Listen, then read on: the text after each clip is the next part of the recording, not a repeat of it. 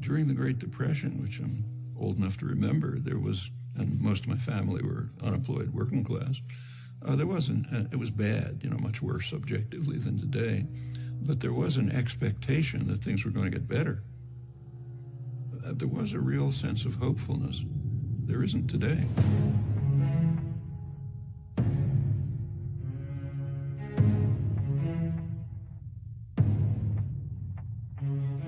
Inequality is really unprecedented. If you look at total inequality, it's like the worst periods of American history.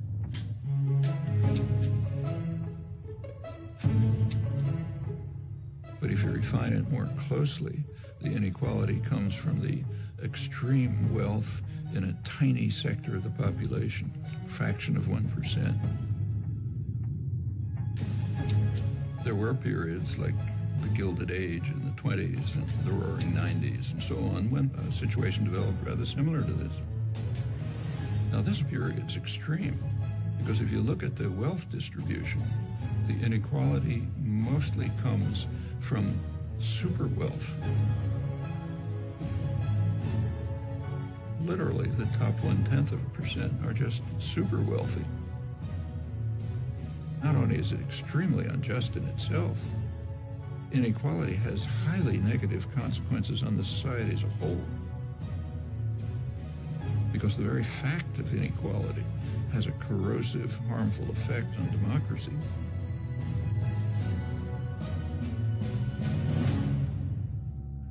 You opened by talking about the American dream. Part of the American dream is class mobility. You're born poor, you work hard, you get rich. It was possible for a worker to get a decent job, buy a home, get a car, have his children go to school. It's all collapsed.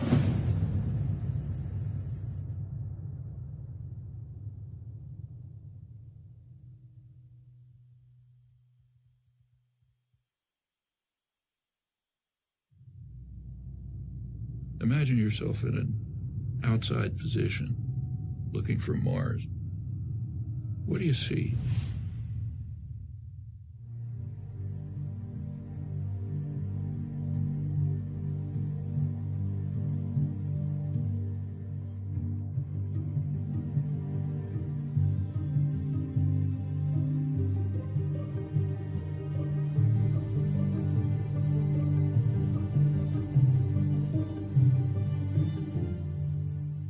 In the United States, there are professed values like democracy.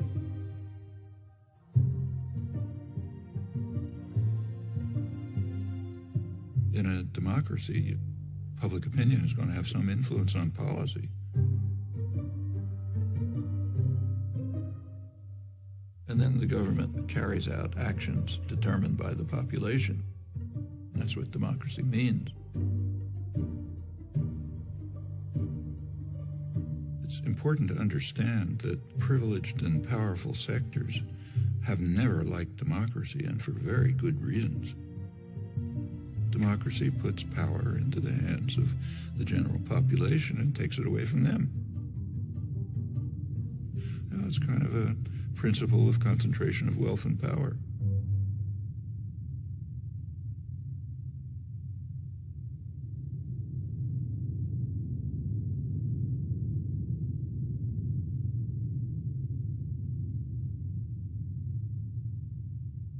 Concentration of wealth yields concentration of power, particularly so as the cost of elections skyrockets, which kind of forces the political parties into the pockets of major corporations. And this political power quickly translates into legislation that increases the concentration of wealth. So fiscal policy like tax policy, deregulation, rules of corporate governance, and a whole variety of measures, political measures designed to increase the concentration of wealth and power, which in turn yields more political power to do the same thing. And that's what we've been seeing. So we have this kind of vicious cycle in progress.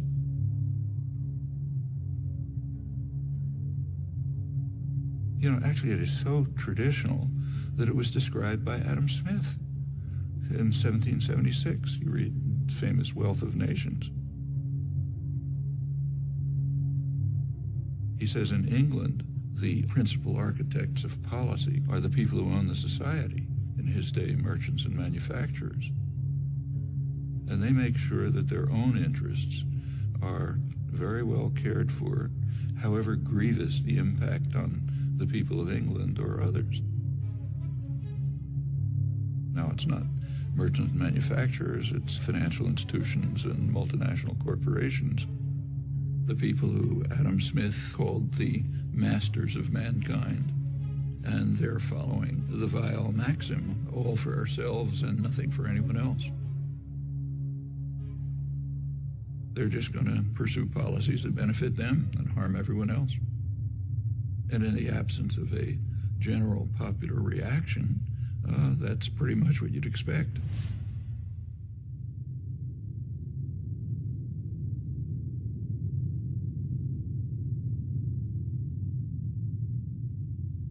Right through American history, there's been an ongoing clash between pressure for more freedom and democracy coming from below and efforts at elite control and domination coming from above. It goes back to the founding of the country.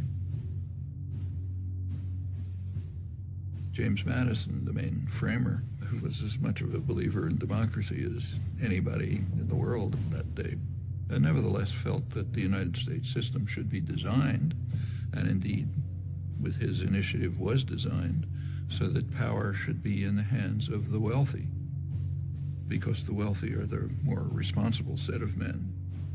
And therefore, the structure of the formal constitutional system placed most power in the hands of the Senate. Remember, the Senate was not elected in those days. It was selected from the wealthy. Men, as Madison put it, had sympathy for property owners and their rights. If you read the debates at the Constitutional Convention, Madison said the major concern of the society has to be to protect the minority of the opulent against the majority. And he had arguments. Suppose everyone had to vote freely. He said, well, the majority of the poor would get together and they would organize to take away the property of the rich. And he said that would obviously be unjust, so you can't have that. So therefore, the constitutional system has to be set up to prevent democracy.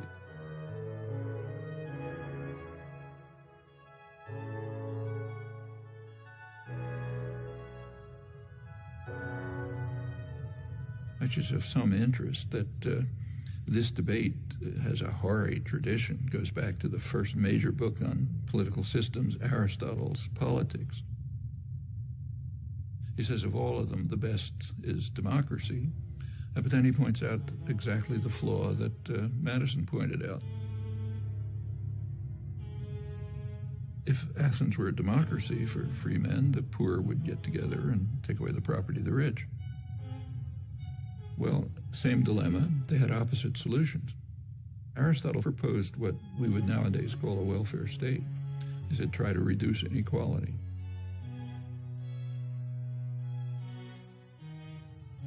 So, same problem, opposite solutions. One is reduce inequality, you won't have this problem. The other is reduce democracy.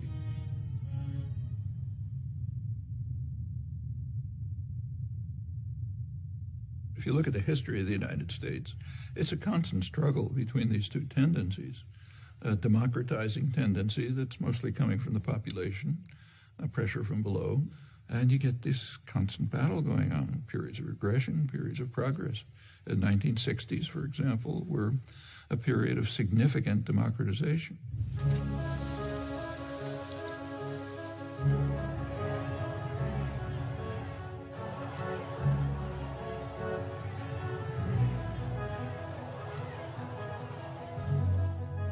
Sectors of the population that were usually passive and apathetic became organized, active, started pressing their demands.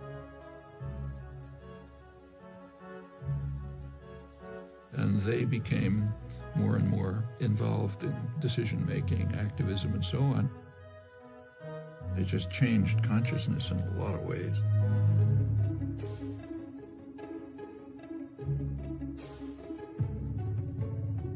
Minority rights. If democracy means freedom, why aren't our people free? If democracy means justice, why don't we have justice? If democracy means equality, why don't we have equality? Women's rights. This inhuman system of exploitation will change, but only if we force it to change, and force it together.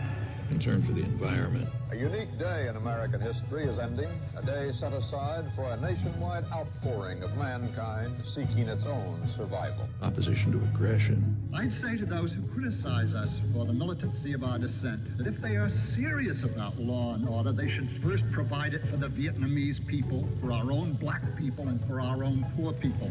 Concern for other people. One day we must ask the question, why are there 40 million poor people in America? When you begin to ask that question, you're raising a question about the economic system, about a broader distribution of wealth, the question of restructuring the whole of American society. These are all civilizing effects. And that caused great fear.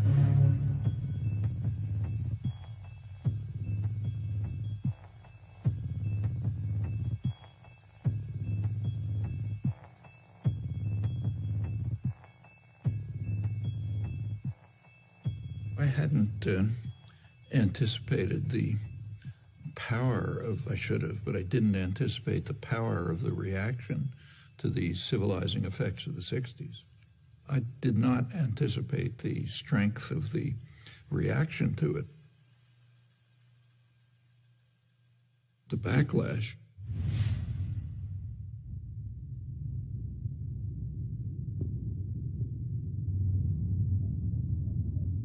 There has been an enormous, concentrated, coordinated business offensive beginning in the 70s to try to beat back the egalitarian efforts that went right through the Nixon years.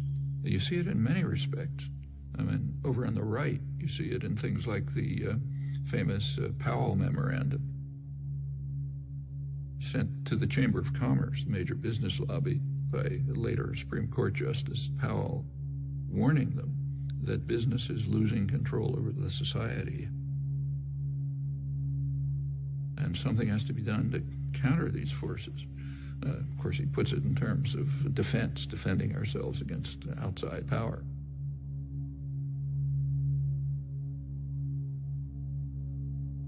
But if you look at it, it's a call for business to use its control over resources to carry out a major offensive to beat back this democratizing wave.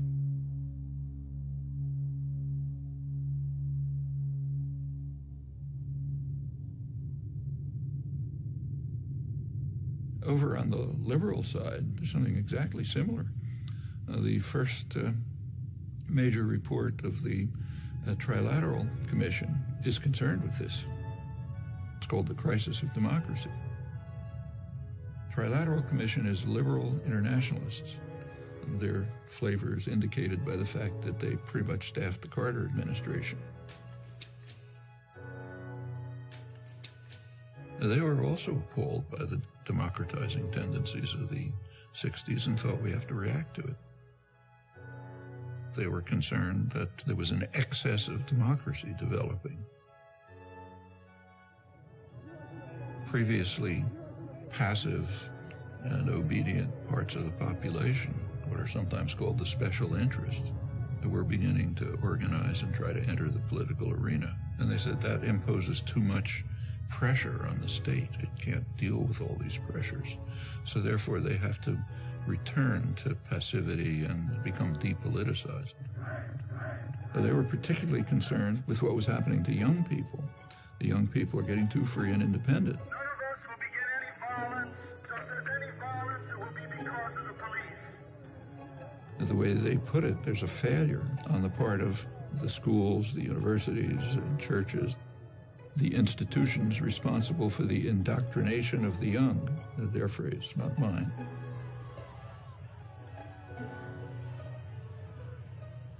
If you look at their study, there's one interest they never mention: private business.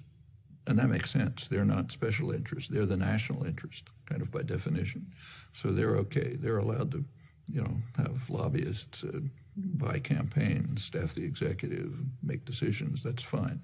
But it's the rest, the special interests, the general population, who have to be subdued.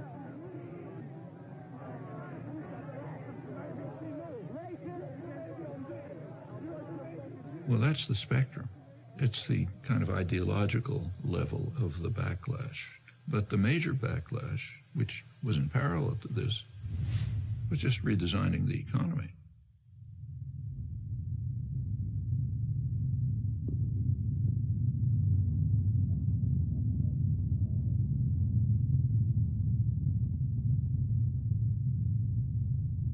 Since the 1970s, there's been a concerted effort on the part of the masters of mankind, the owners of the society, to shift the economy in two crucial respects. One, to increase the role of financial institutions, banks, investment firms, so on, insurance companies. By 2007, right before the latest crash, they had literally 40% of corporate profits, far beyond anything in the past.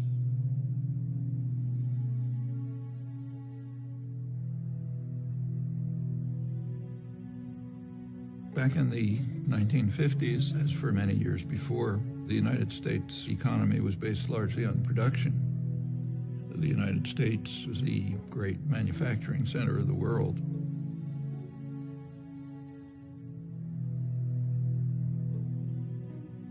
Financial institutions used to be a relatively small part of the economy, and their task was to distribute unused assets, like, say, bank savings, to productive activity. The bank always has on hand a reserve of money received from the stockholders and depositors. On the basis of these cash reserves, a bank can create credit. So besides providing a safe place for depositing money, a bank serves a community by making additional credit available for many purposes. For a manufacturer to meet his payroll during slack selling periods, for a merchant to enlarge and remodel his store, and for many other good reasons why people are always needing more credit than they have immediately available. That's a contribution to the economy. Regulatory system was established. Banks were regulated. The commercial and investment banks were separated, cut back very risky investment practices that could harm private people. There had been, remember, no financial crashes during the period of regulation. By the 1970s, that changed.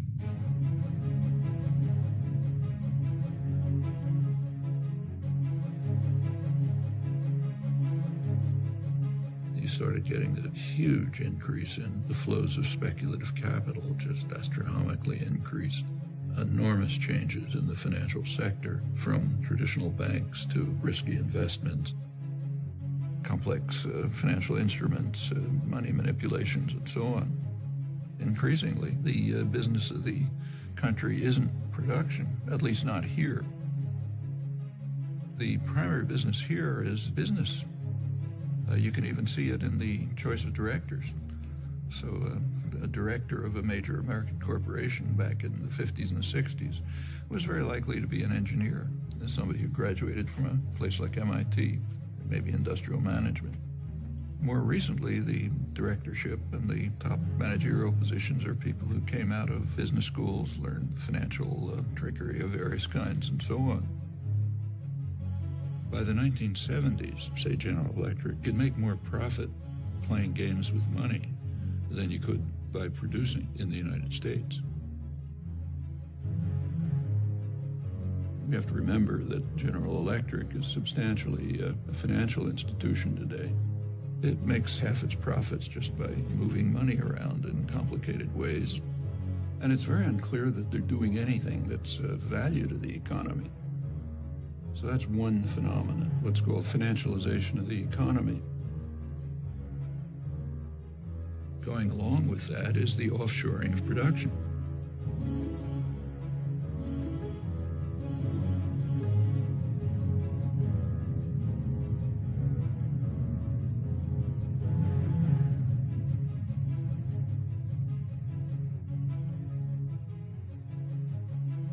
Trade system was reconstructed with a very explicit design of putting working people in competition with one another all over the world. And what it's led to is a reduction in the share of income on the part of working people. It's been particularly striking in the United States, but it's happening worldwide. It means that an American worker is in competition with a super exploited worker in China. Meanwhile, highly paid professionals are protected. They're not placed in competition with the rest of the world, far from it. And of course, capital is free to move. Workers aren't free to move. Labor can't move, but capital can. Well, again, going back to the classics, like Adam Smith, as he pointed out, free circulation of labor is the foundation of any free trade system. But workers are pretty much stuck. The wealthy and the privileged are protected, so you get obvious consequences, and they're recognized, and in fact praised. Policy is designed to increase insecurity. Alan Greenspan, when he testified to Congress, he explained his success in running the economy as based on what he called greater worker insecurity. Atypical restraint on compensation increases has been evident for a few years now. But as I outlined in some detail in testimony last month, I believe that job insecurity has played the dominant role. Keep workers insecure, they're going to be under control. They are not going to ask for, say, decent wages or decent working conditions or the opportunity of free association, meaning unionize. Now, for the masters of mankind, that's fine. They make their profits. But for the population, it's devastating. Well, these two processes, financialization and offshoring, are part of what led to the vicious cycle of concentration of wealth, concentration of power.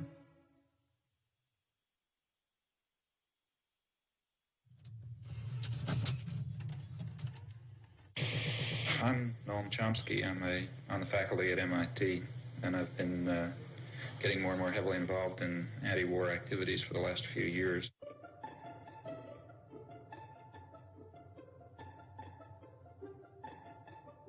Noam Chomsky has made two international reputations. The widest is as one of the national leaders of American resistance to the Vietnam War. The deepest is as a professor of linguistics who, before he was 40 years old, had transformed the nature of his subject. You are identified with the New Left, whatever that is. You certainly have been an activist as well as a writer. Professor Noam Chomsky is listed in anybody's catalog as among the half-dozen top heroes of the New Left. This standing he achieved by adopting over the past 2 or 3 years a series of adamant positions projecting at least American foreign policy, at most America itself.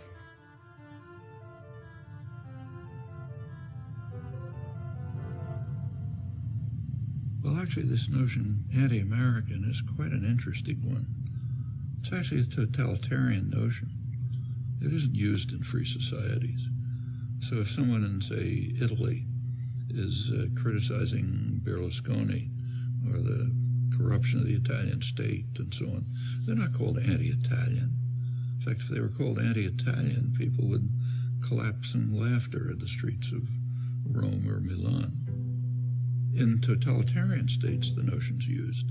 So in the old Soviet Union, dissidents were called anti-Soviet. That was the worst condemnation. In the Brazilian military dictatorship, they were called anti-Brazilian. Now, it's true that in just about every society, critics are maligned, are mistreated, different ways depending on the nature of the society.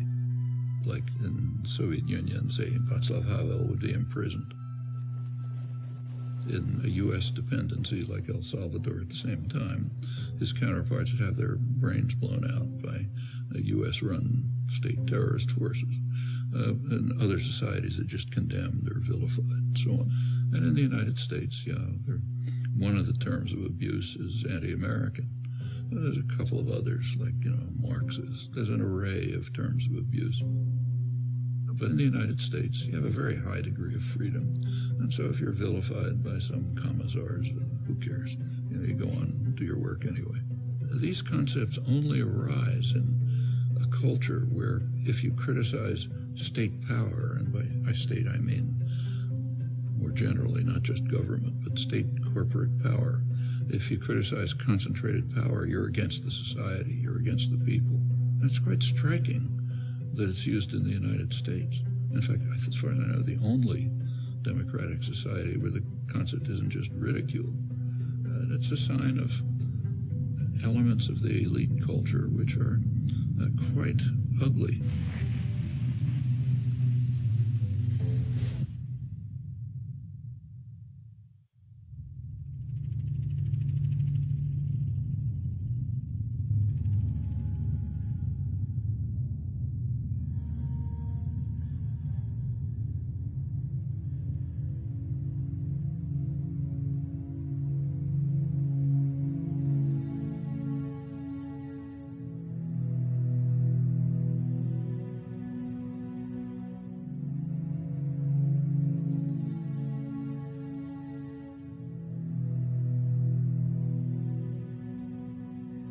The American dream, like many ideals, was partly symbolic, but partly real.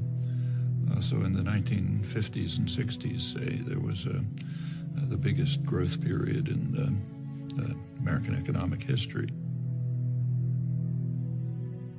The Golden Age. It was pretty egalitarian growth, so the lowest fifth of the population was improving about as much as the upper fifth. And there were some welfare state measures which improved life for much of the population. It was, for example, possible for a black worker to get a decent job in an auto plant, buy a home, get a car, have his children go to school, and so on, and the same across the board. When the U.S. was primarily a manufacturing center, it had to be concerned with its own consumers. Here, famously, Henry Ford raised the salary of his workers so they'd be able to buy cars. When you're moving into an international plutonomy, as the banks like to call it, with a small percentage of the world's population that's gathering increasing wealth, what happens to American consumers is much less concern, because most of them aren't going to be consuming your products anyway, at least on a major basis. Your goals are profit in the next quarter, even if it's based on financial manipulations, high salary, high bonuses, produce overseas if you have to, and produce for the wealthy classes here and their counterparts abroad. What about the rest? Well, there's a term coming into use for them too. They're called the precariat, precarious proletariat, the working people of the world who live increasingly precarious lives. And it's related to the attitude toward the country altogether.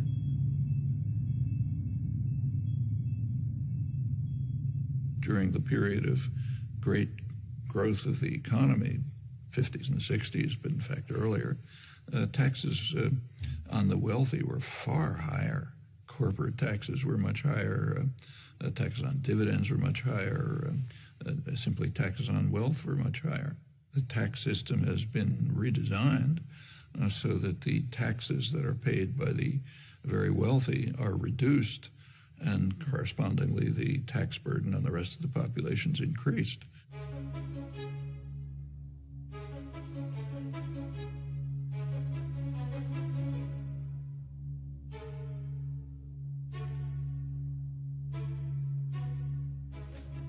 the shift is towards trying to keep taxes just on wages and on consumption, which everyone has to do, not, say, on dividends, which only go to the rich. The numbers are pretty striking.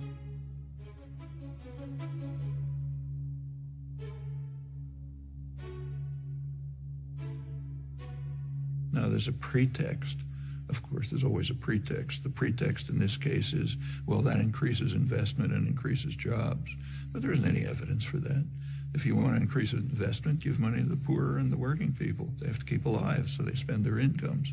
That stimulates production, stimulates investment, it leads to job growth, and so on.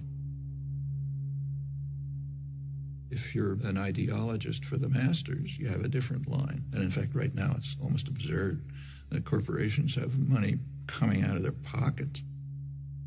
So in fact, General Electric are paying zero taxes and they have enormous profits. Lets them take the profit somewhere else or defer it, but not pay taxes.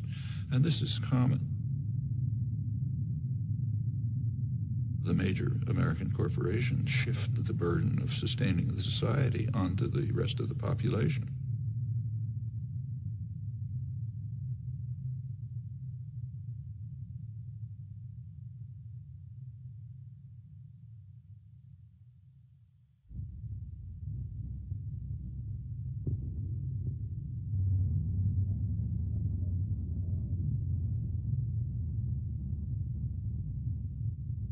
Solidarity is quite dangerous. From the point of view of the masters, you're only supposed to care about yourself and not about other people. This is quite different from the people they claim are their heroes, like Adam Smith, who based his whole approach to the economy on the principle that sympathy is a fundamental human trait. But that has to be driven out of people's heads. You got to be for yourself, follow the Weil maxim, don't care about others, which is okay for the rich and powerful, but is devastating for everyone else.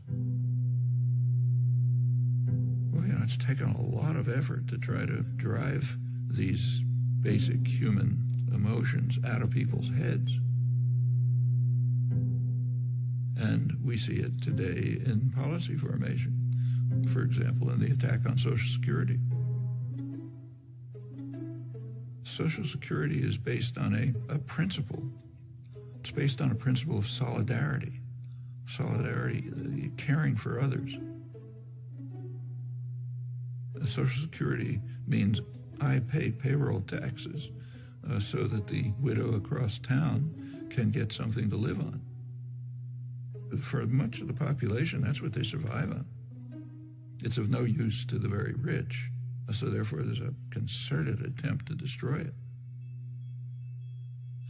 One of the ways is defunding it. You want to destroy some system, first defund it. Then it won't work, people will be angry, they want something else. That's a standard technique for privatizing some system. We see it in the attack on public schools. Public schools are based on the principle of solidarity. I no longer have children in school, they're grown up. But the principle of solidarity says, I happily pay taxes so that the kid across the street can go to school. That's normal human emotion. You have to drive that out of people's heads. I don't have kids in school, why should I pay taxes? Privatize it, so on. The public education system, all the way from kindergarten to higher education, is under severe attack. I mean, that's one of the jewels of American society.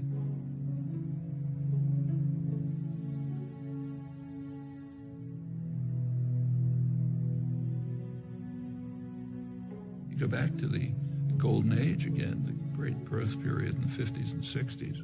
A lot of that is based on free public education. One of the results of the Second World War was the GI Bill of Rights, which enabled veterans, and remember that's a large part of the population, and to go to college. They wouldn't have been able to otherwise. They essentially got free education. Where a community, state, or nation courageously invests a substantial share of its resources in education, the investment invariably is returned in better business, and a higher standard of living. The U.S. was way in the lead in developing extensive mass public education at every level. By now, more than half the states, most of the funding for the colleges comes from tuition, not from the state. That's a radical change, and that's a terrible burden on students. It means that students, if they don't come from very wealthy families, they're going to leave college with big debts. And if you have a big debt, you're trapped. I mean, maybe you wanted to become a public interest lawyer, but you're going to have to go into a corporate law firm to pay off those debts. And by the time you're part of the culture, you know, you're not going to get out of it again. And that's true across the board. In the 1950s, it was a much poorer society than it is today, but nevertheless could easily handle essentially free mass higher education. Today, a much richer society claims doesn't have the resources for it. That's just what's going on right before our eyes. It's the general attack on principles that, I mean, not only are they humane, they're the basis of the prosperity and health of this society.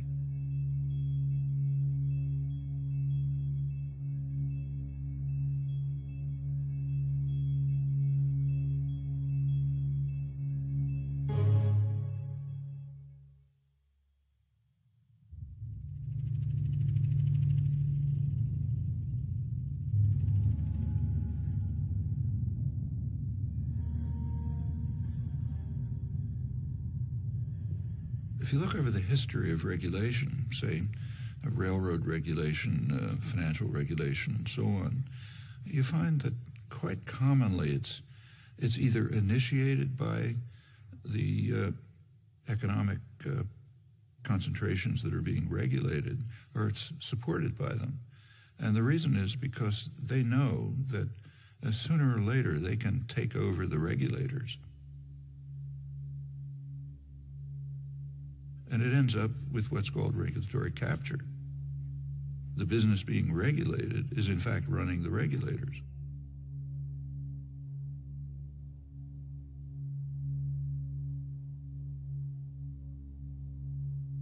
Bank lobbyists are actually writing the laws of financial regulation.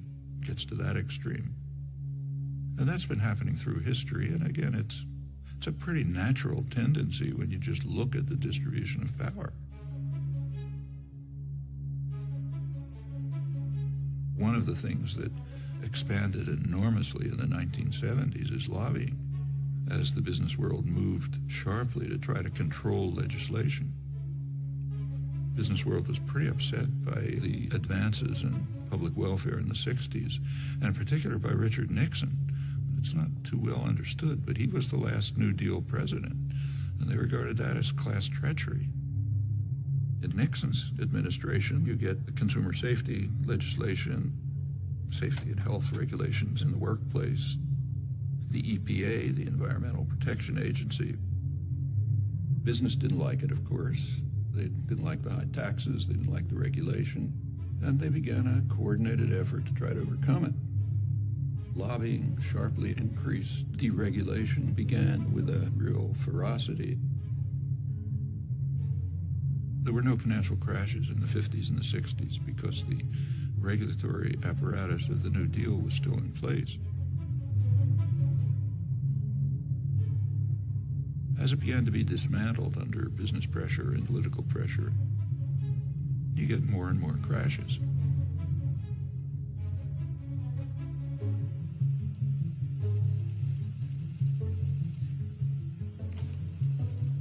And it goes on right through the years. 70s sort of starts to begin. 80s really takes off. Congress was asked to approve federal loan guarantees to the auto company of up to $1.5 billion. Now, all of this is quite safe as long as you know the government's going to come to your rescue. So take, say, Reagan. Instead of letting them pay the costs, Reagan bailed out the banks like Continental Illinois, the biggest bailout of American history at the time. Actually ended his term with a huge financial crisis, the savings and loan crisis, and the government moved in and bailed it out. President Bush today signed the $300 billion savings and loan bailout bill. In 1999, regulation regulation was dismantled to separate commercial banks from investment banks. Then comes the Bush, then Obama bailout. Bear Stearns is running to the feds to stay afloat. President Bush today defended the decision to bail out Citigroup. Fannie Mae and Freddie Mac have asked for a total of $3 billion more. This bailout could get much bigger, signaling deepening troubles for the U.S. economy. And they're building up the next one.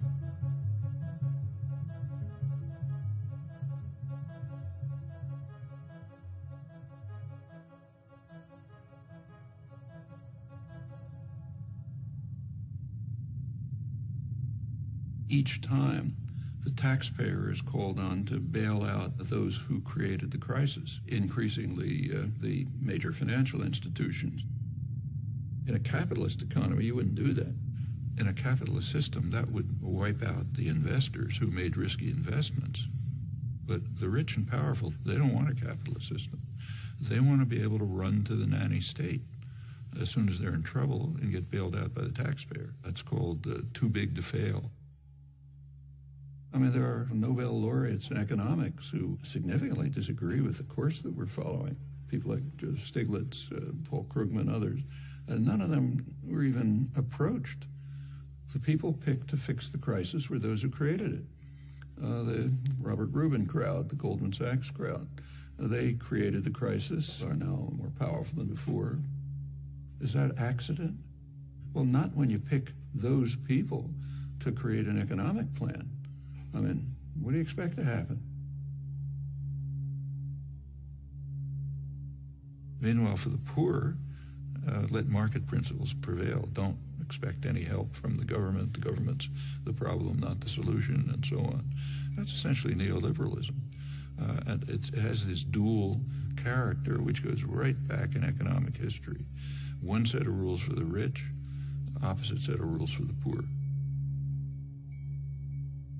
There's nothing surprising about this. It's exactly the dynamics you'd expect. And if the population allows it to proceed, it's just going to go on and on like this until the next crash, which is so much expected that credit agencies, which kind of evaluate the status of firms, are now counting into their calculations the taxpayer bailout that they expect to come after the next crash, which means that the beneficiaries of these credit ratings, like the big banks, they can borrow money more cheaply, they can push out smaller competitors, and you get more and more concentration.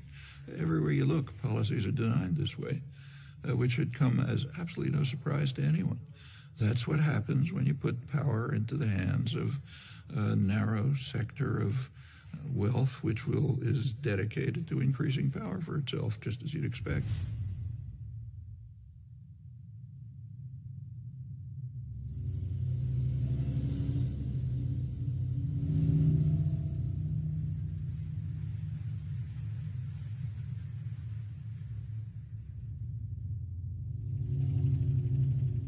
Concentration of wealth yields concentration of political power, particularly so as the cost of elections skyrockets, which kind of forces the political parties into the pockets of major corporations. The Citizens United, this was January 2009, I guess. That's a very important decision, Supreme Court decision, but it has a history. And you got to think about the history. The 14th Amendment has a provision that says no person's rights can be infringed without due process of law. And the intent, clearly, was to protect freed slaves. It says, okay, they've got the protection of the law. I don't think it's ever been used for freed slaves, if ever, marginally. Almost immediately, it was used for businesses, corporations. Their rights can't be infringed without due process of law. So they gradually became persons under the law.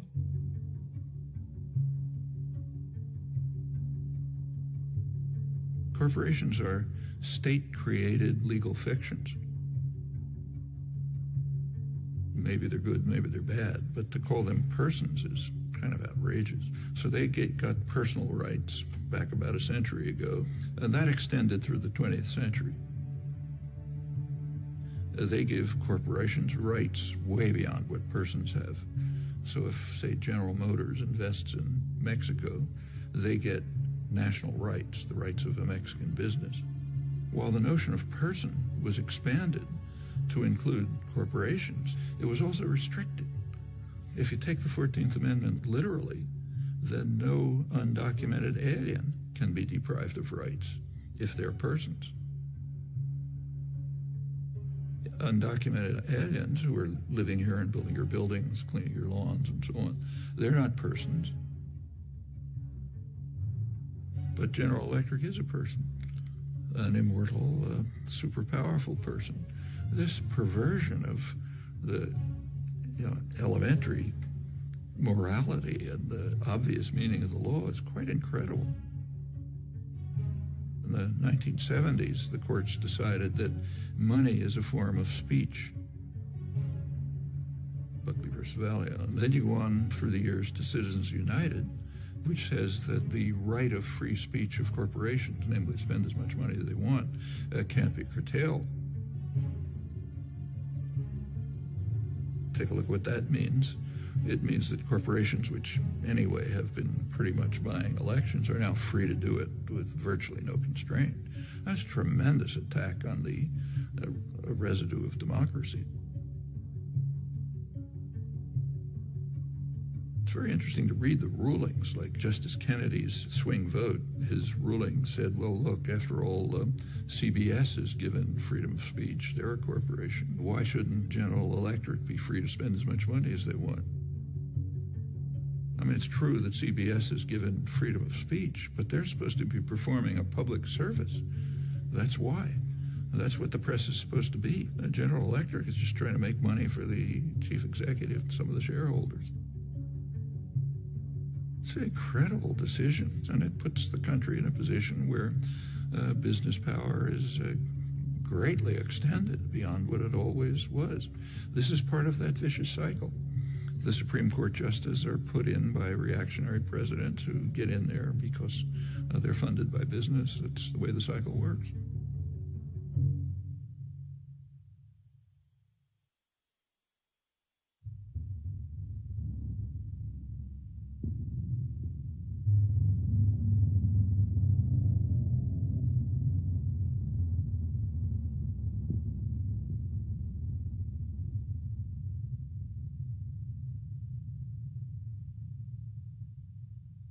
There is one organized force which traditionally, plenty of flaws, but with all its flaws, it's been in the forefront of efforts to improve the lives of the general population. That's organized labor. It's also a barrier to corporate tyranny.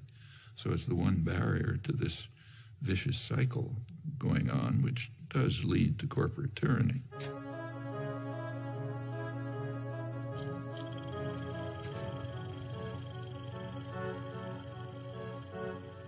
A major reason for the concentrated, almost fanatic attack on unions, on organized labor, is they are a democratizing force. They provide a barrier that defends workers' rights, but also popular rights generally.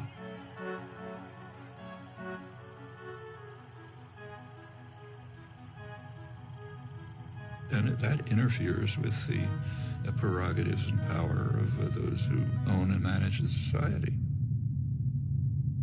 I should say that anti-union sentiment in the United States among elites is so strong that the fundamental core of labor rights, the basic principle in the International Labor Organization, is the right of free association, which would mean the right to form unions. The U.S. has never ratified that. So I think the U.S. may be alone among major societies in that respect. It's considered so far out of the spectrum of American politics, it literally has never been considered. Remember that the U.S. has a long and very violent labor history as compared with comparable societies. But the labor movement had been very strong. By the 1920s, in a period not unlike today, it was virtually crushed. A truck driver strike was climaxed by severe riot with many casualties. Open warfare rages through the streets of the city as 3,000 Union pickets battle 700 police. Guns, tear gas, clubs, and fists bring injuries to more than 80 persons and cause the death of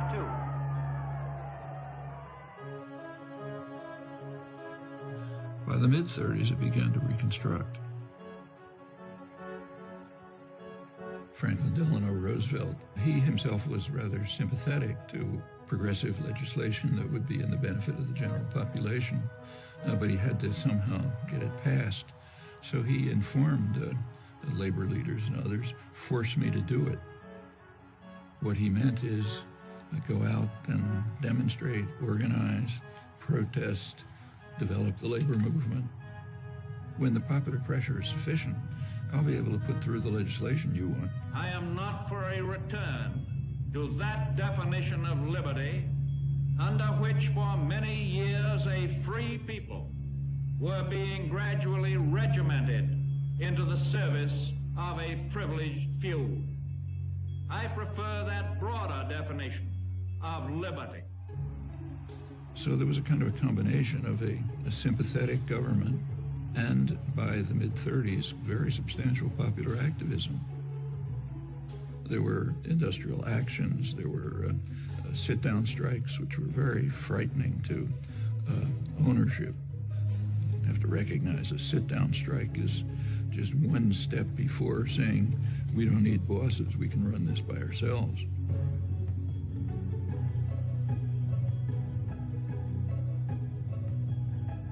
And business was appalled. You read the business press, say, in the late 30s, they were talking about the hazard facing industrialists and the rising political power of the masses, which has to be repressed. Things were on hold during the Second World War, but immediately after the Second World War, the business offensive began in force. Taft-Hartley Act.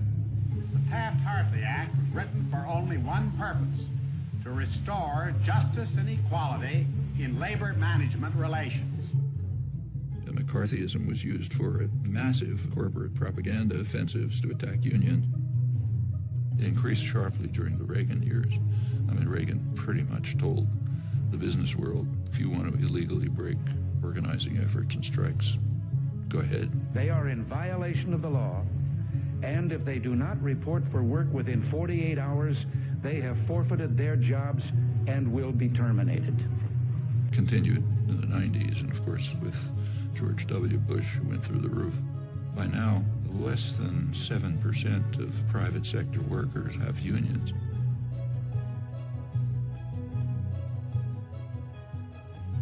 The effect is that the usual counterforce to an offensive by our highly class-conscious business class has dissolved. Now, if you're in a position of power, you want to maintain class consciousness for yourself, but eliminate it everywhere else. You go back to the 19th century, in the early days of the Industrial Revolution in the United States. Working people were very conscious of this. They, in fact, overwhelmingly regarded wage labor as not very different from slavery, different only in that it was temporary. In fact, it was such a popular idea, that was a slogan of the Republican Party. Well, that was a very sharp class consciousness in the interests of power and privilege. It's good to drive those ideas out of people's heads. You don't want them to know that they're an oppressed class. So this is one of the few societies in which you just don't talk about class. In fact, the notion of class is very simple. Who gives the orders, who follows them? That basically defines class. It's more nuanced and complex, but that's basically it.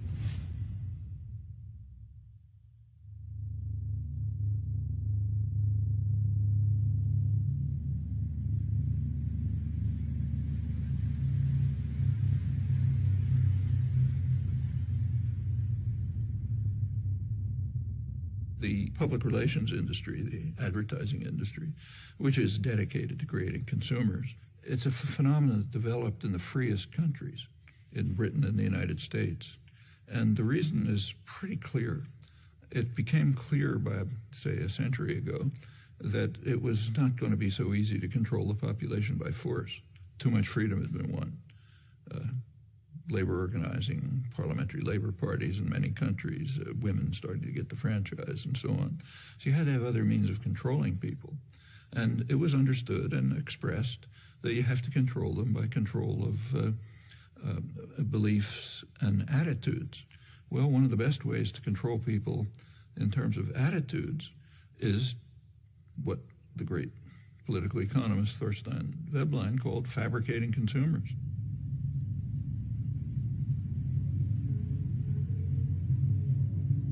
If you can fabricate wants, make obtaining things that are just about within your reach the essence of life, they're going to be trapped into becoming consumers. You read the business press, say, 1920s, it talks about the need to direct people to the superficial things of life, like fashionable consumption, and that'll keep them out of our hair. You find this doctrine all through progressive intellectual thought, like Walter Lippmann, the major progressive intellectual of the 20th century. He wrote famous progressive essays on democracy, in which his view was exactly that. The public must be put in their place so that the responsible men can make decisions without interference from the bewildered herd. They're to be spectators, not participants, then you get a properly functioning democracy. Straight back to Madison and on to Powell's memorandum and so on. And the advertising industry just exploded with this as its goal, fabricating consumers.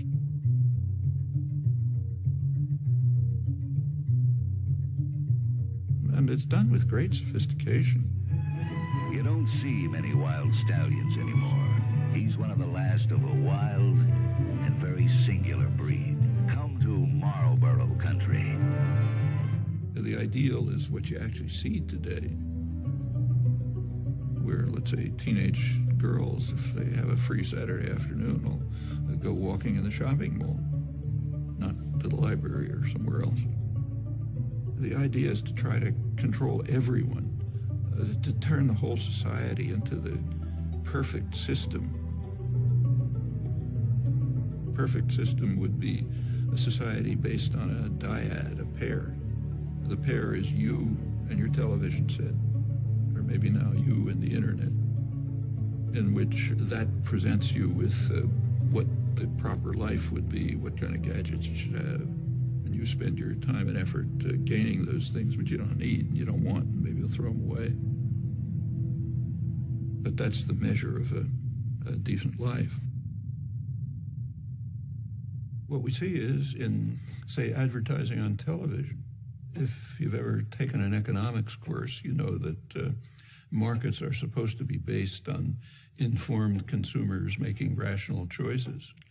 Well, if we had a system like that, a market system, then a television ad would consist of, say, General Motors putting up information saying, here's what we have for sale. That's not what an ad for a car is. An ad for a car is a football hero, an actress, the car doing some crazy thing like going up a mountain or something. The point is to create uninformed consumers who will make irrational choices. That's what advertising is all about. And when the same institutions, PR system, runs elections, they do it the same way.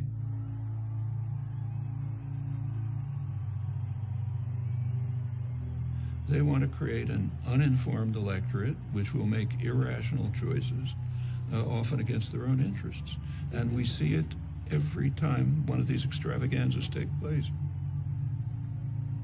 Right after the election, President Obama won an award from the advertising industry for the best marketing campaign, and it wasn't reported here. If you go to the international business press, executives were euphoric. They said, we've been selling candidates, marketing candidates like, toothpaste ever since Reagan, and this is the greatest achievement we have. I don't usually agree with Sarah Palin, but when she mocks the what she calls the hopey, changey stuff, she's right.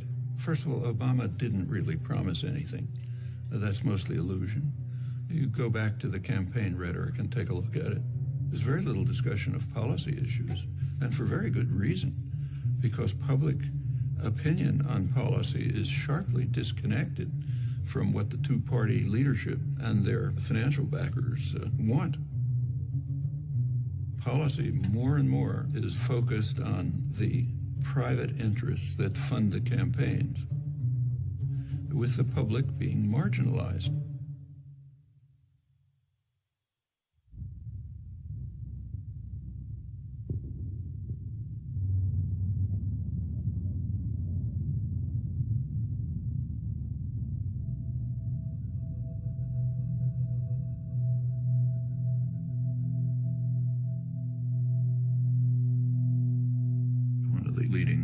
Scientists, Martin Gilens, came out with a study of the relation between public attitudes and public policy. And what he shows is that about 70% of the population has no way of influencing policy.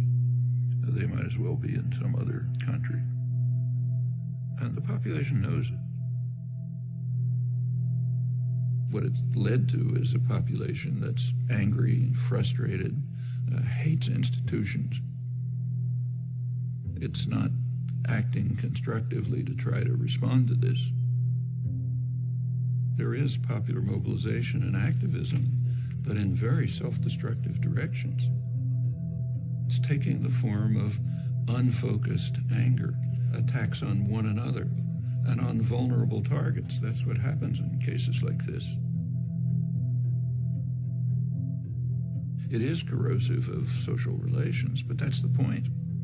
The point is to make people hate and fear each other and look out only for themselves and don't do anything for anyone else. One place you see it strikingly is on April 15th. April 15th is kind of a measure, the day you pay your taxes, of how democratic a society is. If a society is really democratic, April 15th would be a day of celebration. It's a day when the population gets together, decides to fund the programs and activities that they have formulated and agreed upon. What could be better than that? So you should celebrate it. It's not the way it is in the United States. It's a day of mourning. It's a day in which some alien power, has nothing to do with you, is coming down to steal your hard-earned money, and you do everything you can to keep them from doing it. Well, that is a kind of a measure of the extent to which, at least in popular consciousness, democracy is actually functioning. Not a very attractive picture.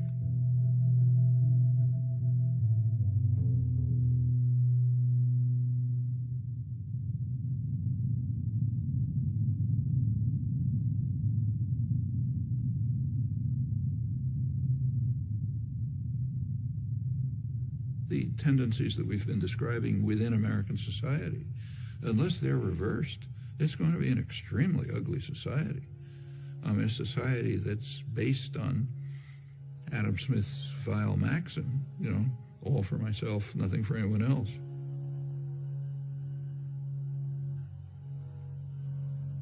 A society in which normal human instincts and emotion of sympathy, solidarity, mutual support, in which they're kind of like driven out. That's a society so ugly, I don't even know who'd want to live in it. I wouldn't want my children to. If the society is based on control by private wealth, it will reflect the values that it in fact does reflect. The value that is greed and the desire to maximize personal gain at the expense of others. Now, any society, maybe a small society based on that principle is ugly, but it can survive. A global society based on that principle is headed for massive destruction.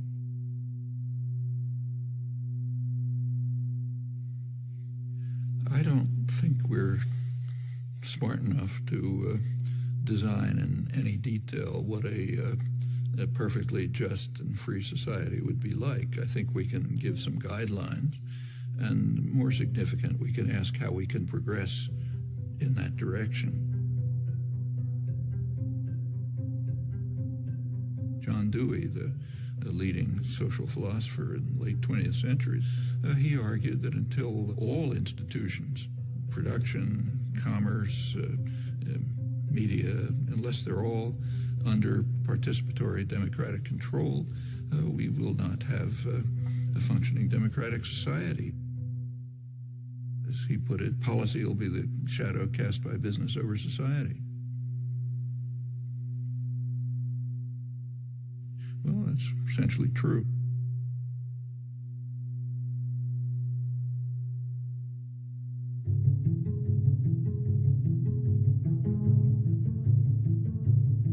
Where there are structures of authority, domination, and hierarchy, somebody gives the order, somebody takes them, they are not self-justifying. They have to justify themselves. They have a burden of proof to meet.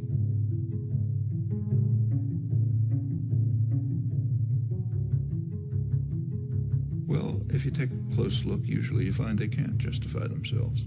If they can't, we ought to be dismantling them, trying to expand the domain of freedom and justice by dismantling that form of illegitimate authority. And in fact, progress over the years, what we all thankfully recognize as progress, has been just that. The way things change is because lots of people are working all the time. And, you know, they're working in their communities or in their workplace or wherever they happen to be, and they're building up the basis for popular movements which are going to make changes. That's the way everything has ever happened in history. Take, say, freedom of speech. One of the real achievements of American society. It's first in the world in that. It's not in the Bill of Rights. It's not in the Constitution. Freedom of speech issues began to come to the Supreme Court in the early 20th century. The major contributions came in the 1960s. One of the leading ones was a case involving the civil rights movement. Well, by then you had a mass popular movement which was demanding rights, refusing to back down. And in that context, the Supreme Court did establish a pretty high standard of freedom of speech, or take, say, women's rights.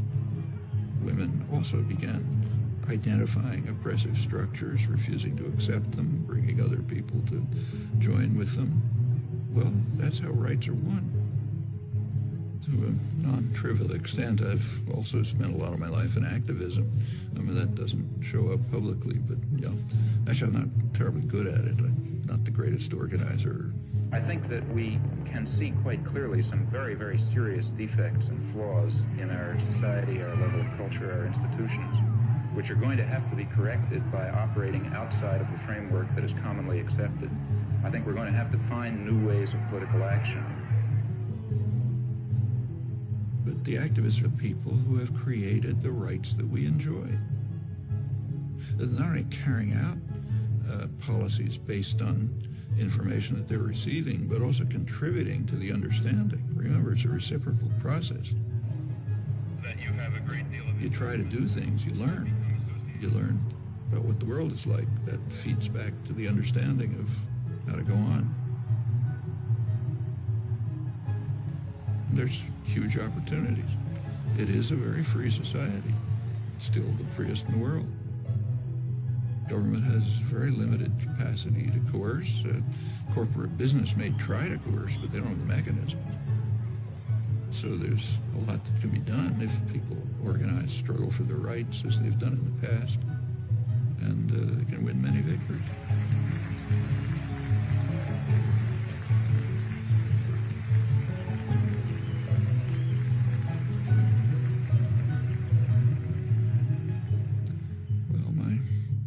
Close friend for many years, late Howard Zinn,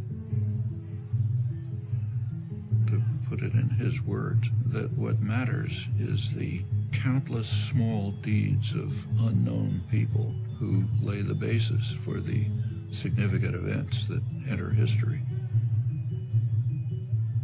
They're the ones who've done things in the past. They're the ones who'll have to do it in the future.